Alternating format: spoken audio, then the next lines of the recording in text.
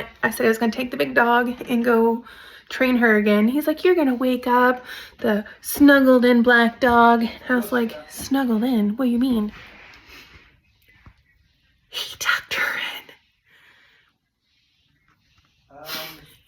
How has this week been going? Super stressful, but good, but stressful. And this one is one of the main reasons it's been stressful. Let's jump into it. I tried rollerblading twice this week. I've eaten really well. Oh, big news. The biggest news is that vendor that got scammed of ours and sent our payment elsewhere, we've been working on resolving that. So, all right, let's talk about Annie Bonanni first. Thankfully, one of the ladies at this book club pointed out a older photo that I took of Annie, and it showed the anisocoria. The dog's licking my foot, she's going crazy. Which means she's had it longer than I realized she's had it. And that led me to following a path of looking at other photos, of which then I sent to my sister. You know, she just loves being my on-call 24/7 veterinarian. And so I sent them to her, and she saw the anisocoria in the early September photo. And then I found one in June, and it looked like she has it in June too.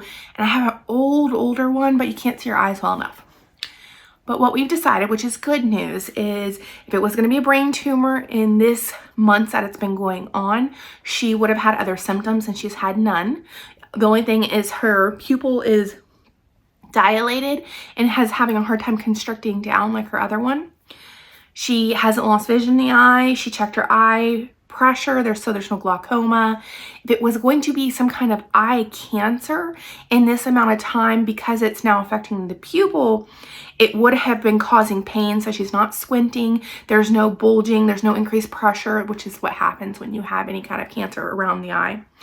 We did a chest x-ray because there can be a thymoma, I believe is what she called it, that can affect the parasympathetic nerve causing this. Nothing, so no tumor in her chest causing this. I still think this is my guesstimation. There's something called Horner's, which humans can get to, by the way, that I don't think she has, but she could. And if you get chopped in the neck, again, it does some damage to the parasympathetic nerve. But what I think it is I think she's had a concussion. She's hit her head, her and Sadie, like playing. I've heard the crack, and I've always wondered, how in the world has she not gotten a concussion? And a concussion can cause this. Sometimes it'll resolve, sometimes it won't. So maybe 6 months ago, a year ago, they hit each other in the head and I just didn't notice. And this is a side effect of it.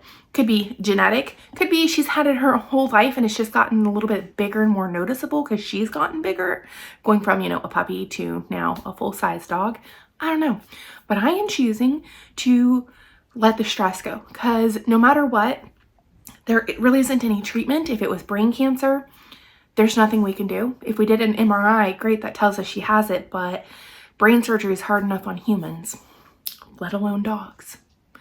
So stress, letting it go, love on her, watch her, and I'm just going to assume it's idiopathic, most likely, and or a concussion that will resolve in itself. So that's good news to find all of that. And I really appreciate you, Betsy, by the way, pointing that out to me, because I didn't even think about looking at older pictures.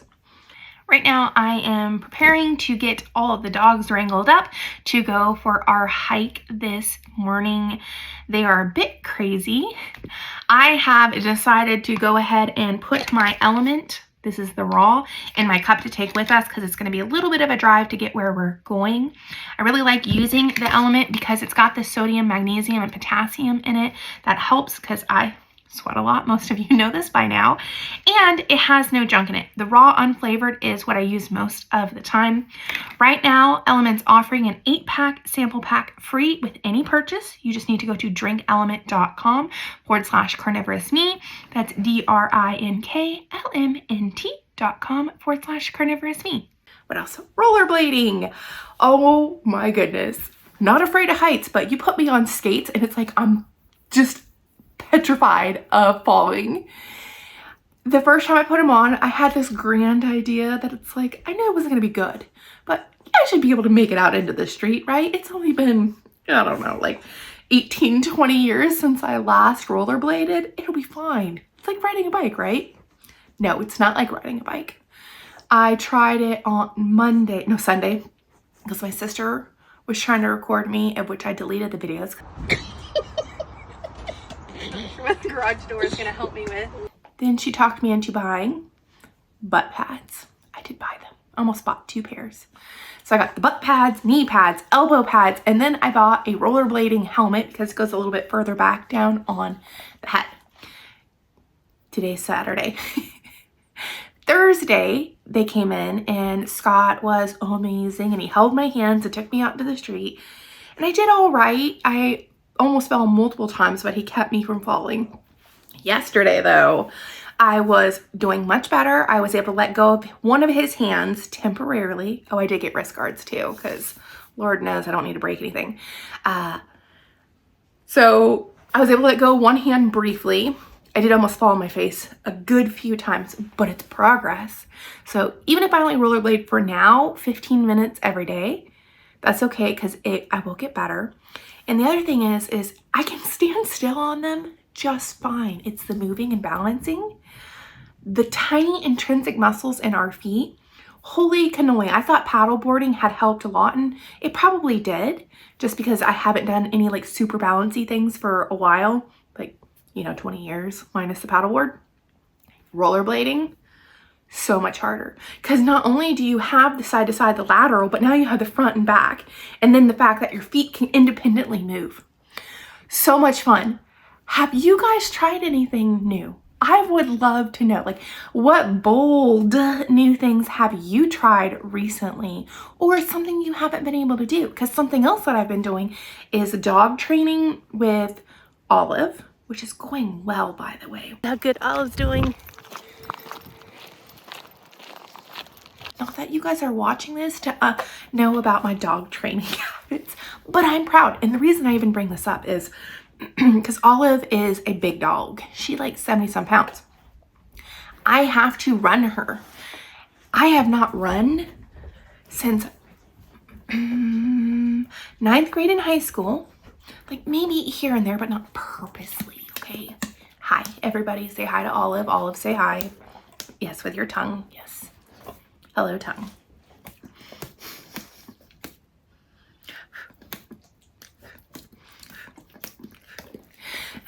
And because she's big and she is a coonhound, she reacts to squirrels, rabbits, things like that, and she bays at them. So her and I have to run as fast as as fast as Amanda can, past the squirrels so I can get her calmed down, because she just gets so worked up over the listen to me, I hope there's no rodents. So I've been having to run, which is really good. I've been doing a lot of walking, a lot of running, and a lot of dog training. Now I know why a lot of dog trainers are fit. What else this week? We've done really, really good. I am super proud of myself that Annie lost Rosie. I was worried about Annie. Did not eat anything bad. I've been reading this book, Tiny Habits. I still love Atomic Habits, by the way. I am really, really enjoying this book. It is another perspective of why making small changes are so important. And it kind of got me thinking of, I'm really talking about me. I always want to make these drastic changes of like dietary, just because, this is my weight loss journey, but other things in life. Drastic changes of, I'm going to go eat cake, cookies, candy, and boom, I'm going to do veganism, whatever, it doesn't matter, even carnivore. But that was a little different for me because I had a huge seminal moment that helped me get through it. But stay with me. What I mean is when we try to make drastic changes, think about our life, each of our lives. How far does that get us?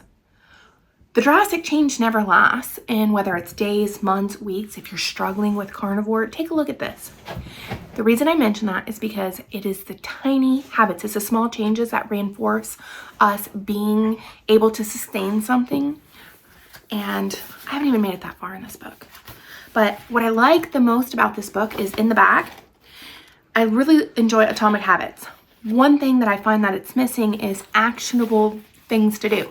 This book gives pages of tiny habits for reducing stress. Something like, after I wake up in the morning, I will open the window and take a few deep breaths. After I turn on the shower, I will say a quiet prayer of gratitude. You pick, in the book it suggests 2 to 3. Start with those, and those small changes will change how you view life, which will then change your other habits. And you can keep habit stacking, like Atomic Habit says, to get big changes. It just takes time. And the big thing is how do you build a house? You have to have a very strong foundation. Well, when we go from being, a carb addict to not, we're trying to build our house on sand, and then we wonder why it falls apart. Well, this is why, because we don't have a strong foundation. Set yourself up a strong foundation. I don't have Atomic Habits handy. I have a bad dog still. Oh, thank you, love. Start with these.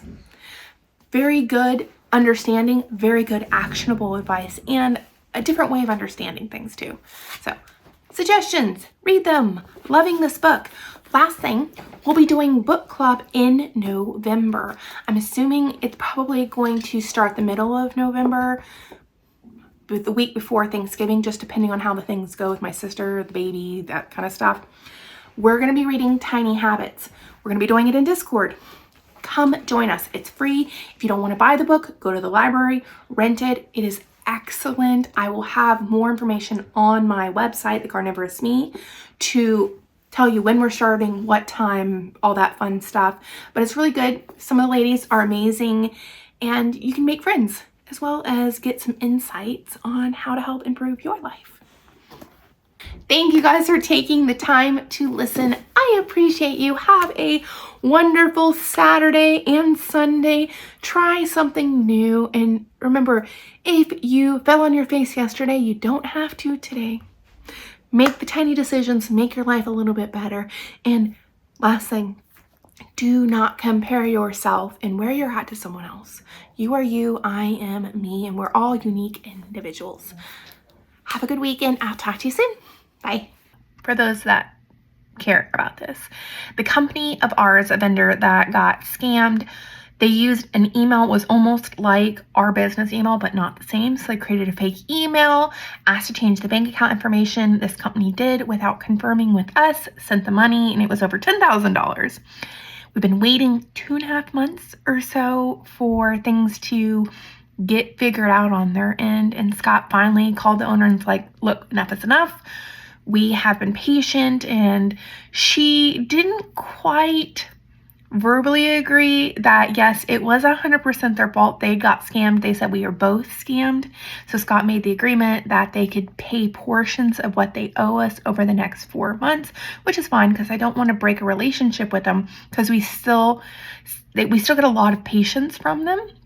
And they're our longest 6 years. Yeah, 6 years we've been working with them. And so it's worked out. Things have smoothed out, and I'm really happy about that. So the issue is I have a bad dog that just burped. Wow, that was rude. Thank you guys for taking the time to listen. Listen. That's a new word.